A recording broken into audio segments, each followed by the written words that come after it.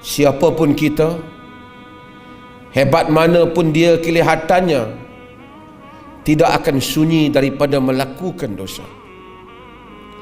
Dosa sentiasa akan menjadi penghalang yang menghubungkan kita dengan Tuhan dan rahmat Allah. Apakah ubat yang boleh memberikan ketenangan dalam hidup, kekuatan dalam hidup?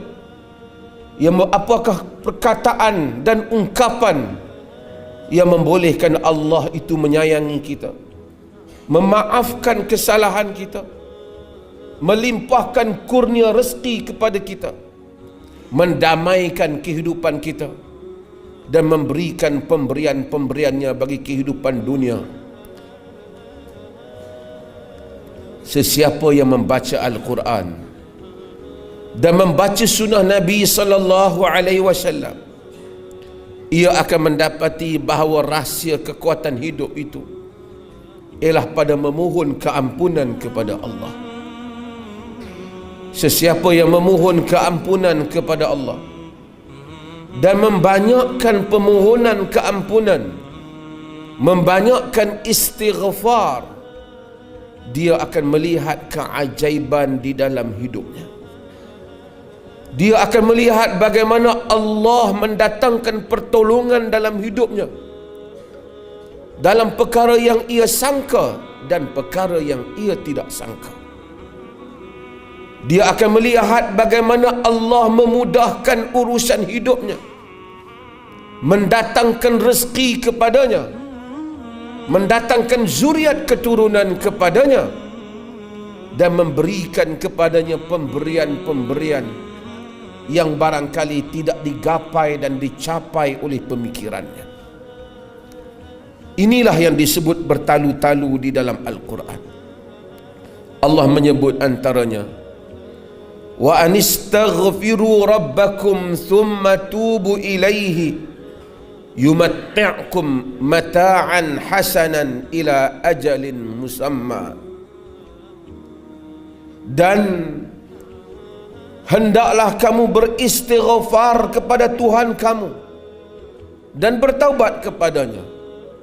Nescaya ia akan memberikan kepada kamu kurniaan hidup yang baik sehingga pada satu tempoh yang tertentu, yakni sehinggalah kita bertemu dengan Allah Subhanahu wa taala. Nabi Nuh alaihi salam menghadapi satu kaum, lama ia menghadapi mereka, yang membantah dakwahnya. 950 tahun lamanya berhadapan dengan kaumnya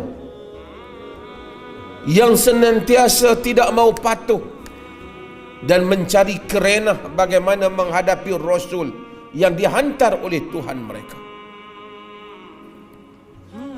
Pun begitu, Allah Subhanahu wa taala telah mengajar Nuh untuk memberitahu mereka dengan satu perkataan, satu perbuatan.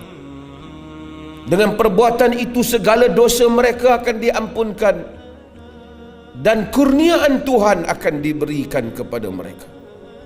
Kata Nuh,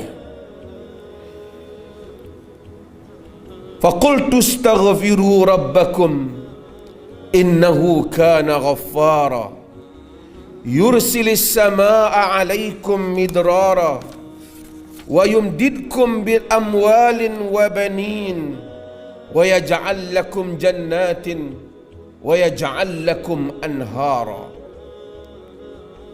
Faqultu astaghfiru rabbakum, aku beritahu kepada mereka. Nabi Nuh memberitahu, mengadu pada Tuhan tentang kaumnya.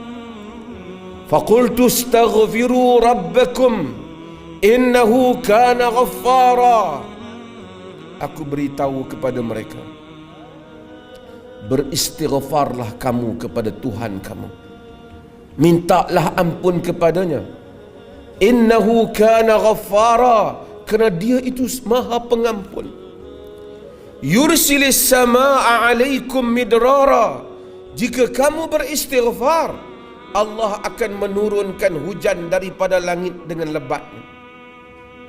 wa yumdidukum bi amwalin wa banin.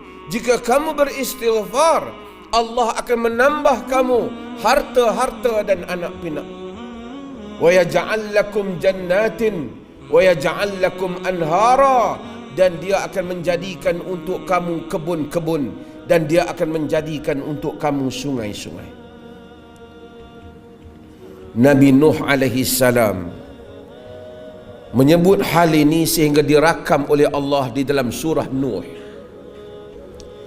yang menunjukkan ini adalah petua kepada banyak masalah manusia. Kata Nabi Nuh, jika kamu istighfar, yakni kamu ikhlas minta ampun kepada Allah, astaghfirullah, astaghfirullah, astaghfirullah, minta ampun kepada Allah. Jika kamu beristighfar, Allah itu pengampun, dia akan menurunkan hujan dengan lebatnya. Sebab itu salah satu sebab untuk memohon diturunkan hujan ialah dengan beristighfar. Jika penduduk negeri beristighfar, mudah-mudahan hujan diturunkan. Kemudian Nabi Nuh menyatakan Allah Subhanahu wa taala bukan saja menurunkan hujan, membanyakkan harta dan anak pinak, dan menjadikan untuk kamu kebun-kebun dan sungai-sungai.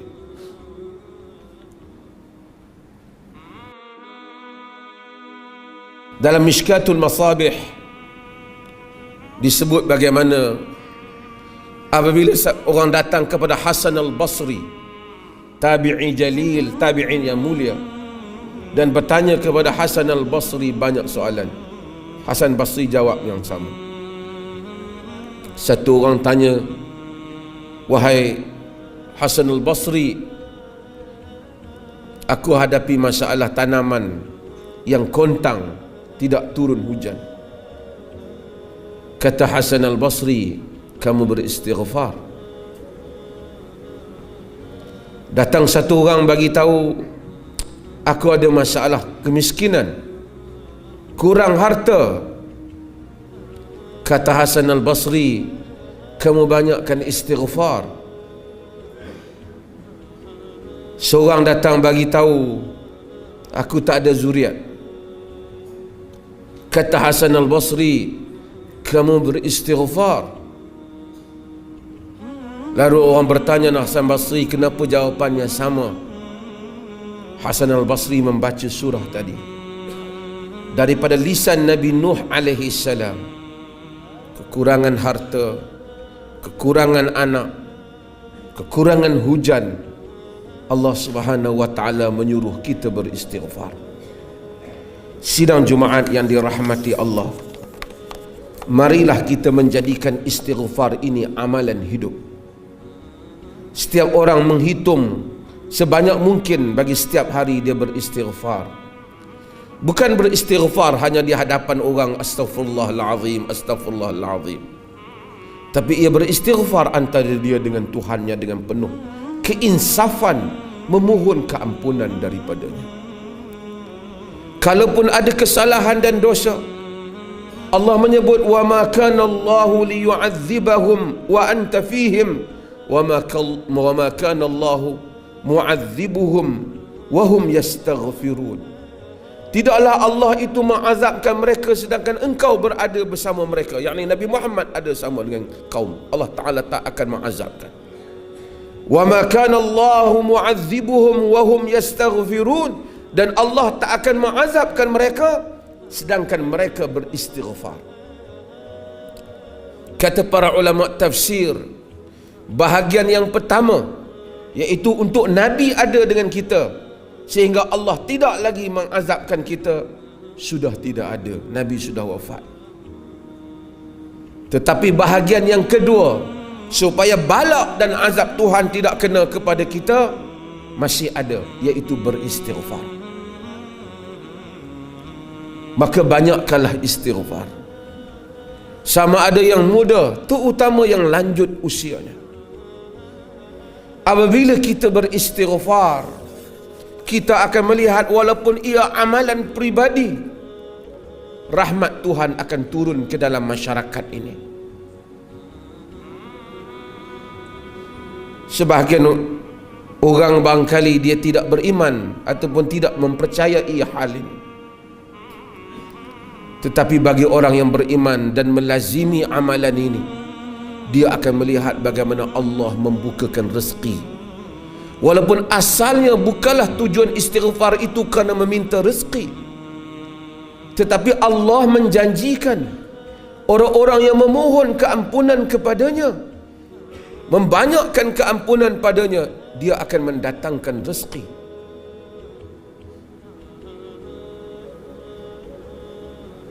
Membanyakkan rezeki, mendatangkan anak-anak. Kata Syekhul Islam Ibn Taymiyah rahimahullahu ta'ala, kadang-kala aku hadapi masalah yang tidak ada penyelesaian, lalu aku beristighfar bagi satu hari dengan bilangan yang banyak sehingga 1000 kali, maka aku pun mendapati Allah melunaskan masalahku. Dengarlah bahawasanya bagi sesiapa yang menghadapi masalah dalam hidupnya, dia mula selesaikanlah masalah itu dengan membanyakkan istighfar kepada Allah. Sama ada masalah dirinya, isterinya, keluarganya, hartanya, sebutlah banyak-banyak astaghfirullah, astaghfirullah, dengan penuh perasaan mengharapkan Tuhan mengampuni. Bukan ia terbayang Tuhan mendatangkan harta, tapi ia membayangkan keampunan Allah untuknya. Namun Allah di atas sifatnya yang karim, yang pemurah, dia akan melimpahkan kurniaan-kurniaan yang kita tidak sangka. Lazimilah istighfar. Banyak membaca Astaghfirullahal Azim.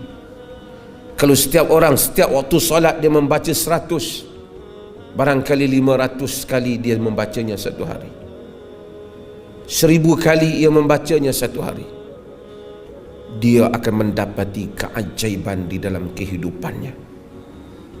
Allah melapangkan dadanya, memperlihatkan kepadanya apa yang ia buta sebelum ini mengenainya, memahamkan kepadanya apa yang ia tidak faham, menunjukkan kepadanya jalan bagi kehidupan dan mendamaikan dada dan jiwanya. Percayalah dengan janji Allah, dan itulah yang Allah Subhanahu wa taala sebut di dalam Al-Quran. Sehingga Nabi Hud menyebut kepada kaumnya, wa ya qaumi istaghfiru rabbakum thumma tubu ilaihi yursilis samaa'a 'alaikum midrara wa yazidkum quwwatan ila quwwatikum wala tatawallau mujrimin. Wahai kaumku, beristighfarlah kepada Tuhan kamu dan mohonlah taubat kepadanya. Dia akan menghantar langit kepada kamu dengan lebatnya, yakni hujan, dan menambahkan kekuatan di atas kekuatan kamu. Orang-orang yang beristighfar akan teguh jiwanya, kuat pendiriannya, kuat dia menghadapi cabarannya, kuat dia berdiri dalam menghadapi lautan kehidupan dan geloranya. Inilah yang disebut di dalam Al-Quran. Mudah-mudahan kita semua menjadi masyarakat yang senantiasa beristighfar, terutama pada musim dalam keadaan kita menghadapi kekeringan ini, dan juga pada musim kita menghadapi berbagai-bagai cabaran dalam dunia yang semakin hari semakin mencabar. Banyak manusia tertekan dengan kehidupan. Tidak ada jalan melainkan manusia kembali kepada Tuhannya, Allah Subhanahu wa ta'ala.